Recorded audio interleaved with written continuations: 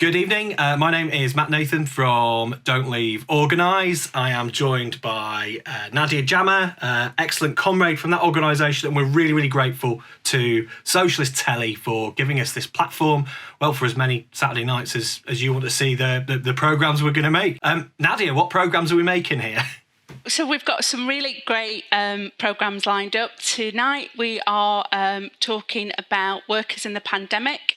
So we'll be hearing about how workers have had to fight against health and safety and conditions in their workplace, statutory sick pay, and just generally how they've been fighting back. And it's about organising workers within those low pay roles across the city. And it's a model really that they're trying, hopefully, to get across the rest of the country. So it's a really great topic tonight. So I think people will really enjoy it.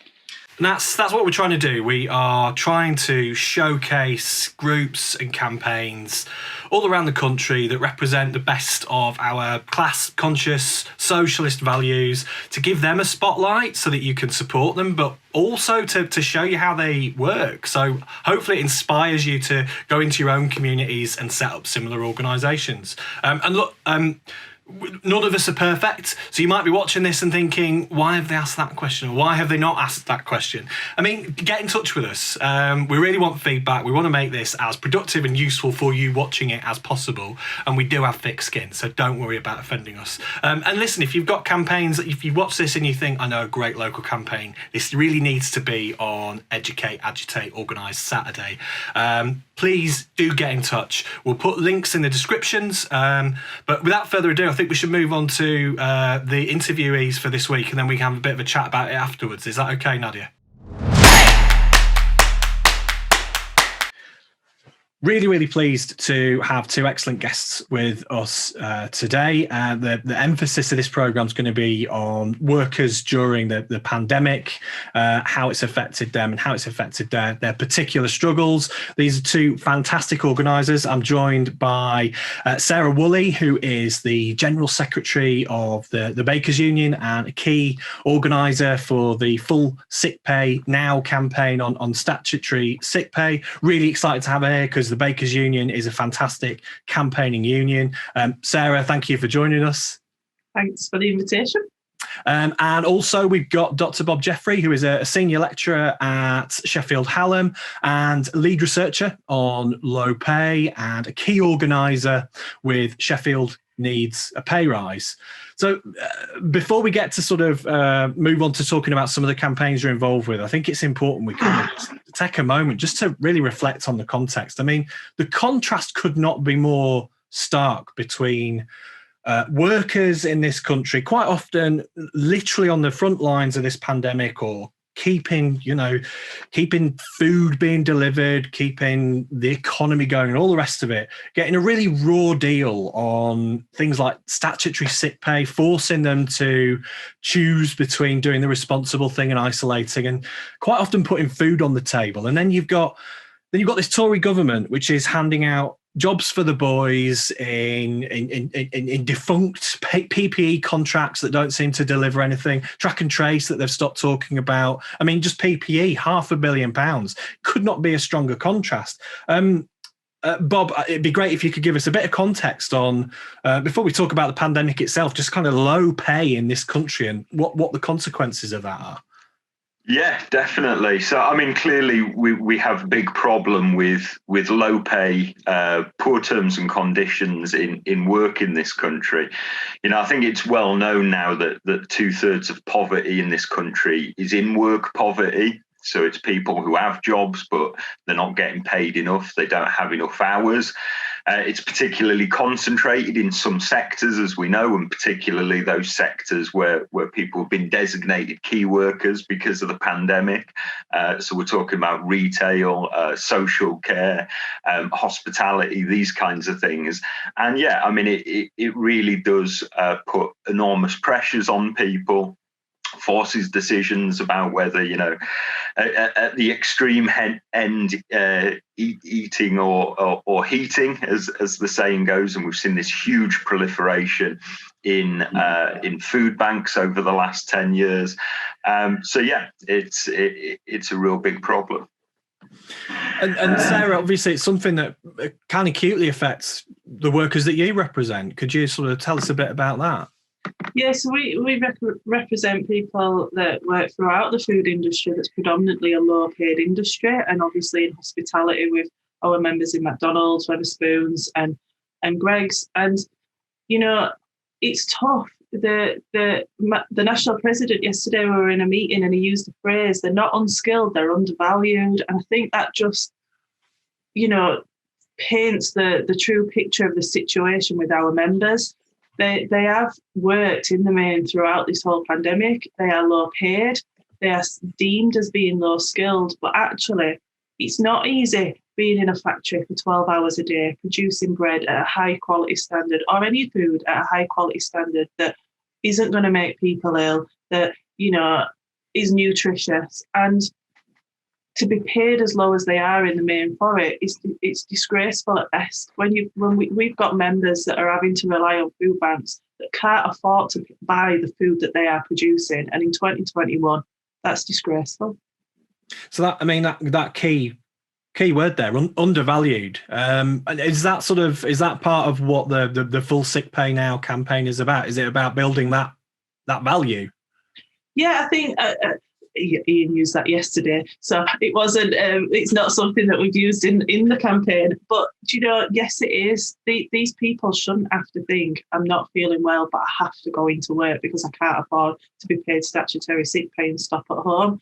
They shouldn't be put in a position where, especially in a global pandemic, that they're questioning whether to put themselves and others at risk or stopping at home and doing the right thing, because stopping at home and doing the right thing could potentially mean that they can't feed the families or pay the rent or anything else.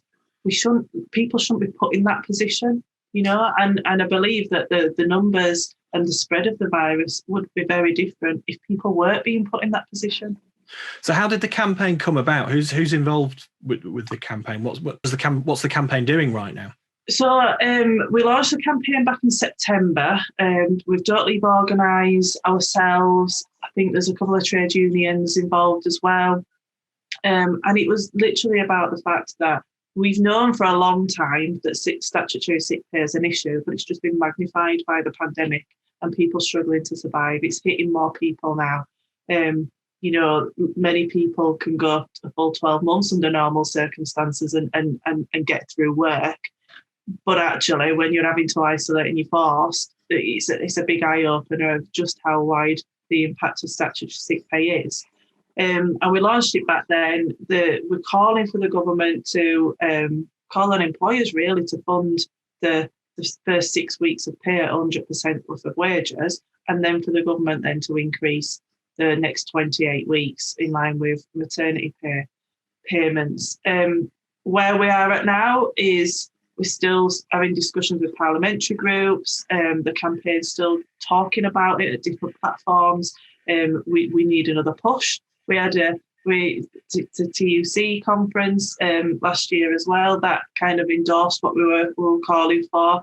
We put in motions to the STUC. We put in motions to the GFTU to get more people talking about it, and we've also spoken to some of our comrades up in Scotland around getting it into Scottish Parliament when they're back as well, to put some more pressure on the government. So there's still a lot of work going on around it.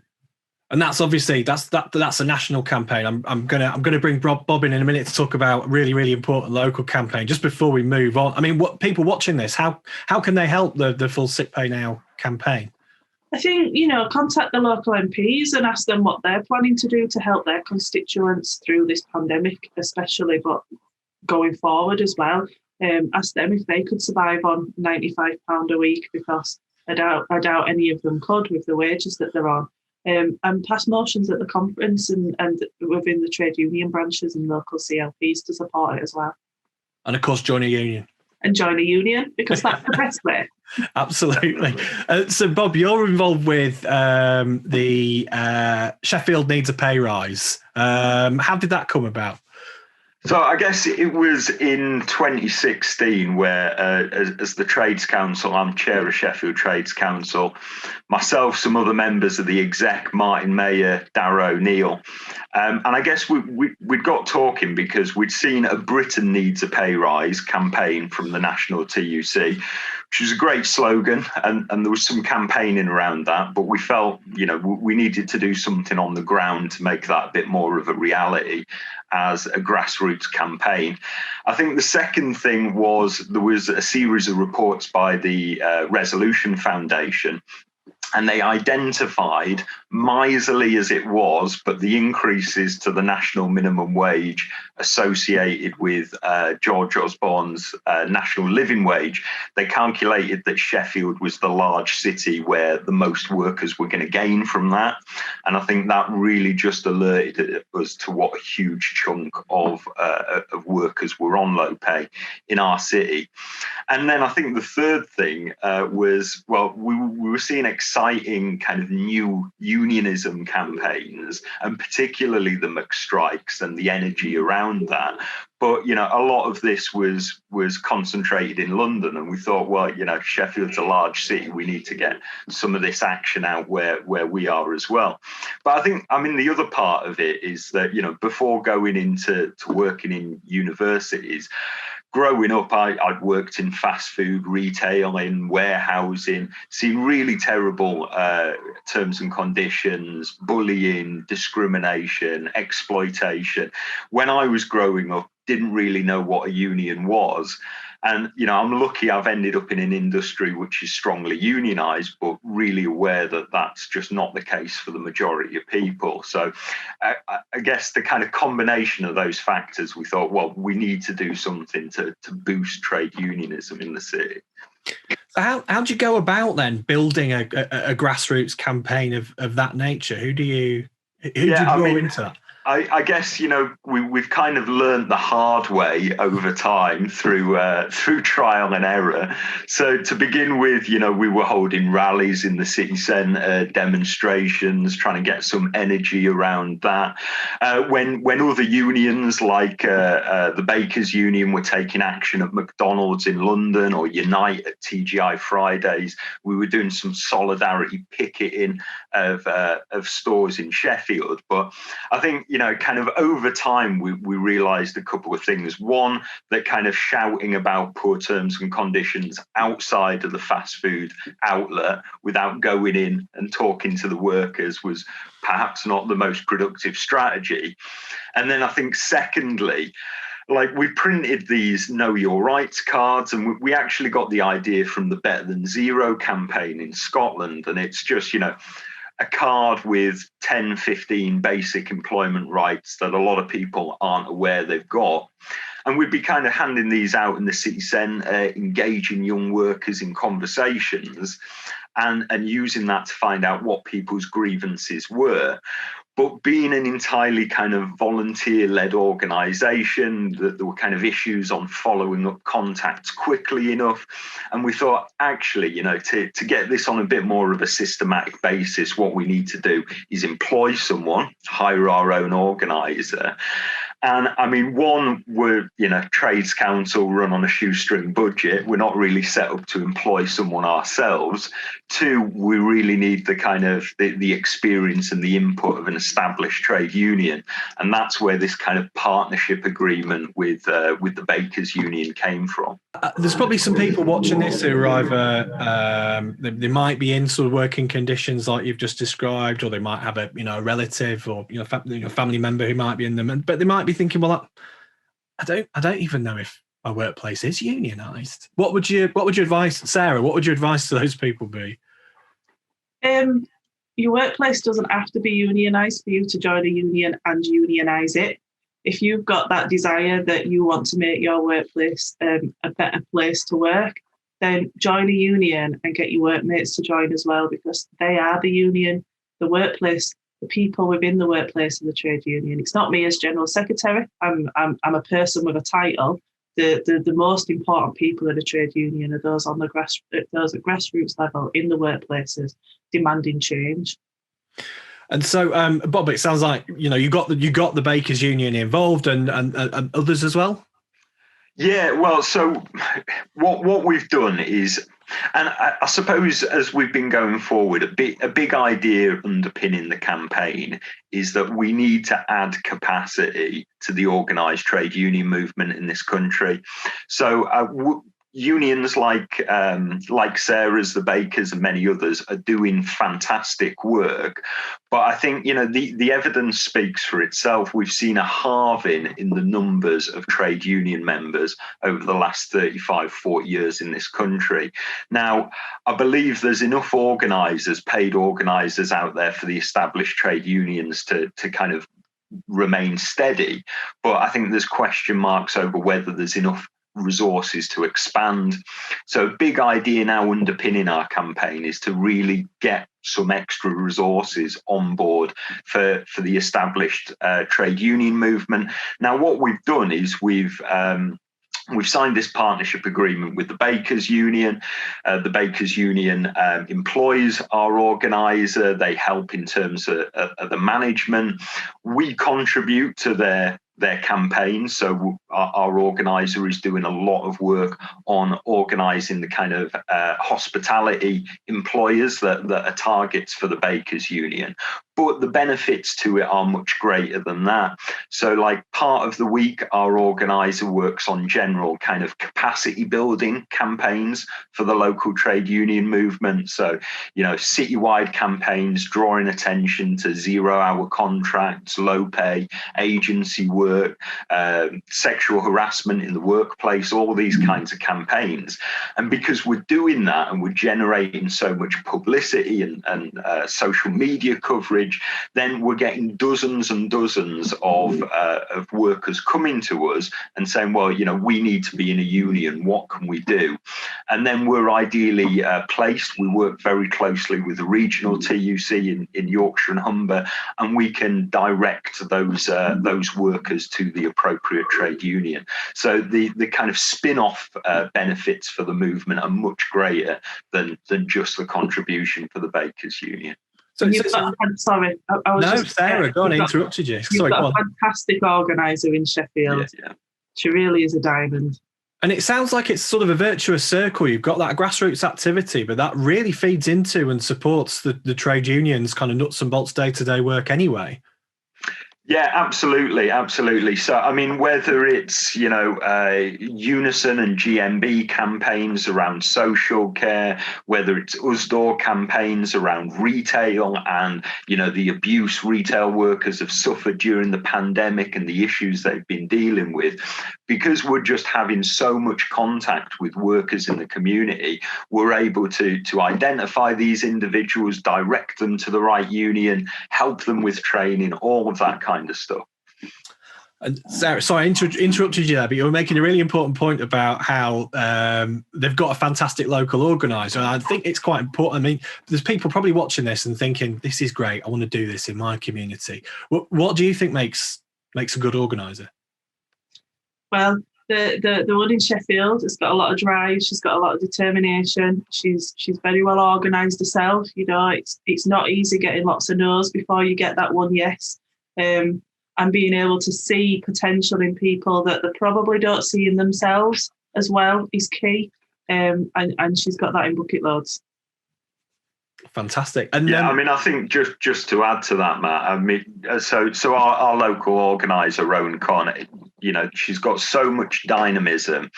Not only is she recruiting union members, both to the Bakers Union and other unions, and I suppose this is another important element of the campaign. It's about bringing in the wider left, bringing in the wider community to support this, getting this additional capacity into the trade union movement. So, she's coordinating a network of volunteers. She's training them up. She's training them to go out and have those initial conversations with workers, and that allows us to reach far more people than if we just had kind of one paid organiser. So yeah, we're very lucky to have it. And you've had some huge successes, haven't you? Yeah, definitely. I mean, there's Sarah might want to come in on some of them, because some of the successes were kind of national campaigns, working with the Bakers Union in other areas. But on a local level, I think the really important thing is we've had lots of very small wins, which have been around winning commitments to furlough, commitments to company sick pay during the pandemic. Getting locks on doors for staff toilets, which you wouldn't imagine that would be an issue, but it is in today's sort of casualised workplaces. But those small victories really kind of build confidence, they build enthusiasm, and they allow us to build up to bigger wins. And definitely the biggest win we've had so far was some Papa John's pizza takeaway outlets over last summer 2020. And this was a franchisee where there'd been a number of problems with that franchisee documented over a number of months. And then they disappeared. They'd effectively handed the keys back to the parent company, owing thousands upon thousands of pounds in unpaid wages. And, we found out about this. The workers came to us. We mobilised the community. We took action. And very, very quickly, we were able to achieve the parent company stepping in and agreeing to pay those wages that were owed. That's fantastic. Sarah, do you want to sort of expand on that a little bit? Yeah, I mean, what Rowan's been able to do in Sheffield is support some of the wider campaigns, as Bob's mentioned, such as the work around keeping McDonald's staff safe when they've gone back into work, because we've had some horrifying stories around the kind of the standards that they've been expected to work in, and the pressures that they've been put under, because obviously they're on 0 hours contracts and low pay. I know that there was a situation around a KFC that she highlighted, and obviously supporting the Wetherspoons issue around furlough right at the beginning of the pandemic, and adding support to the members up here, rather than it being all London based, because that was where that kind of started from. So yeah, it's kind of having Rowan in Sheffield has enabled our campaign to move away from being London based and have as much power up here as it does down there, which is important, because we don't want a north-south divide as a trade union. We're all in it together. Absolutely. And so just sort of going back to the one of the first questions I was asking you about, sort of how you got a start on this particular campaign. I'm talking about Sheffield needs a pay rise. What would your advice be? Because it sounds like obviously it was transformative getting the trade union involved, but it does sound like quite a lot of valuable stuff happened and networking and all the rest of it before then. So what's kind of what we want is people to watch this and think, well, I'm just one person. What do I do next? So, I mean, I think that there is a lot people can do. I mean, one of the things we've recognised in Sheffield over the last 4 or 5 years is that there's kind of huge goodwill amongst the left and amongst the wider community for boosting trade unionism in this country. I think a lot of people recognise that we are not going to overturn the last 40 years of raging inequality, proliferation of casual contracts, declining workplace conditions without stronger trade unions. But there's a lot of people in the community where they may support the kind of revival of trade unions, but they don't necessarily have the right skill set for going out and engaging workers themselves. But they may be willing to volunteer, they may be willing to donate money. There's lots of things people can do. And I mean, certainly in terms of getting started, I'd suggest doing what we did, which was hold a public meeting, start the ball rolling in terms of talking about what are the issues in your area, who are the low paid employers, where are 0 hour contracts concentrated. We also, I mean, I am I was about to say my spare time, but no, actually my main job is working at a university, and sometimes doesn't feel like it. But what we did for Sheffield Needs a Pay Rise, we worked with myself and a few other academics to basically set up a research project and just try and map the issues around 0-hour contracts, low pay, to really provide some intelligence to the campaign. I don't sort of put anyone on the spot here, but it does sort of almost feel, I mean, obviously we've seen the shocking numbers of unnecessary deaths. And I think what this pandemic's done is it's not necessarily created new conditions, but it has accelerated things like the decline of our high streets, like inequalities. I mean, there's lots of very rich people who've done incredibly well out of this crisis. Do you think trade union density has had, i.e.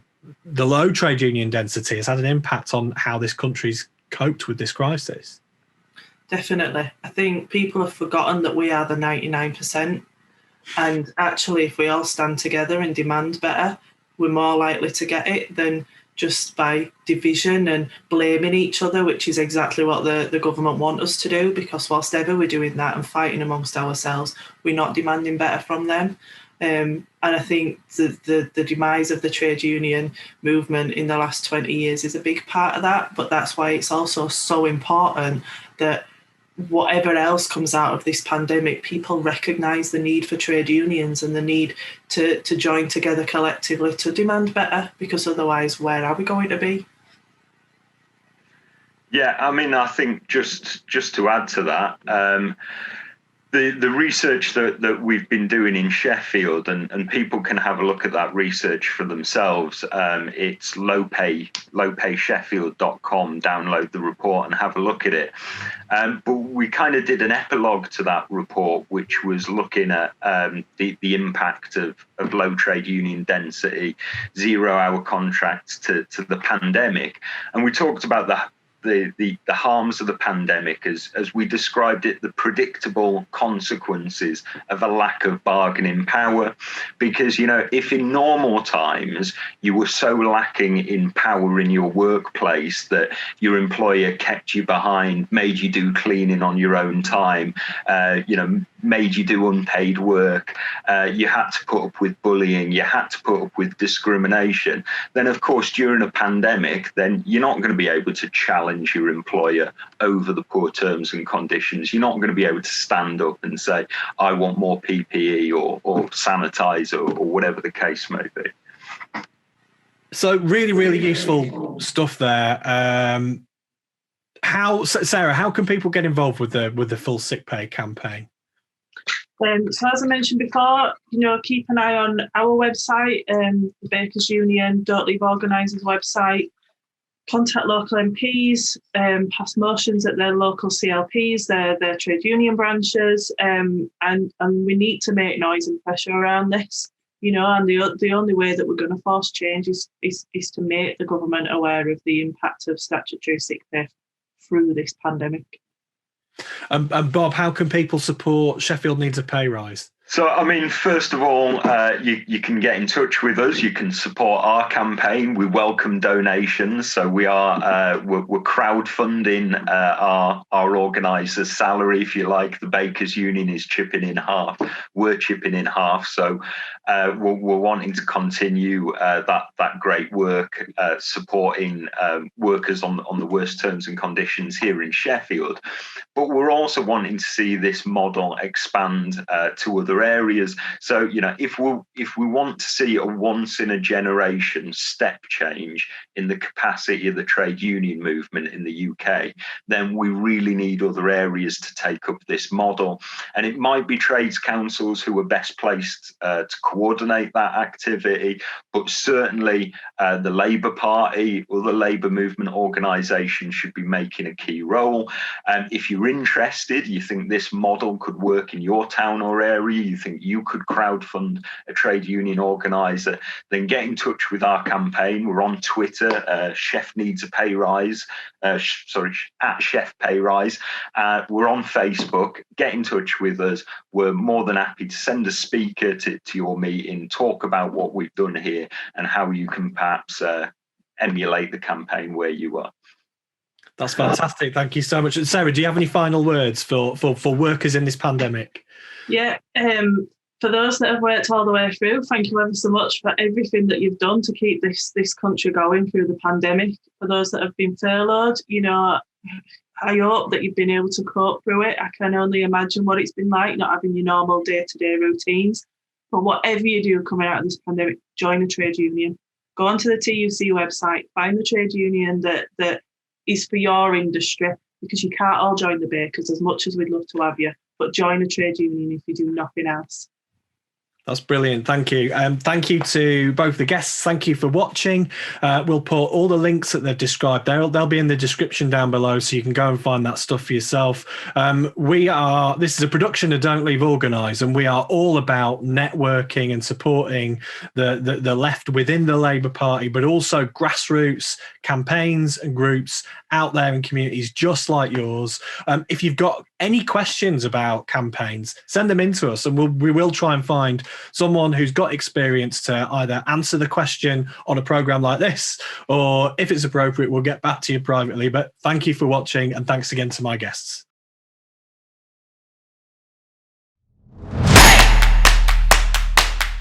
So that was Bob and Bob Jeffrey and Sarah Woolley, General Secretary of the Bakers Union. I don't think we could have wished for better first guests, because it really kind of sums up everything that we're trying to do with this, doesn't it? It's all about real grassroots organising, but how that feeds into the trade union movement and really supports supports essential workers, any worker during this crisis. And it's obviously quite close to your heart, isn't it? Because it's from your part of the world. Yeah, absolutely. So, I'm a Sheffield lass, and Sheffield Needs a Pay Rise has been running for a number of years now.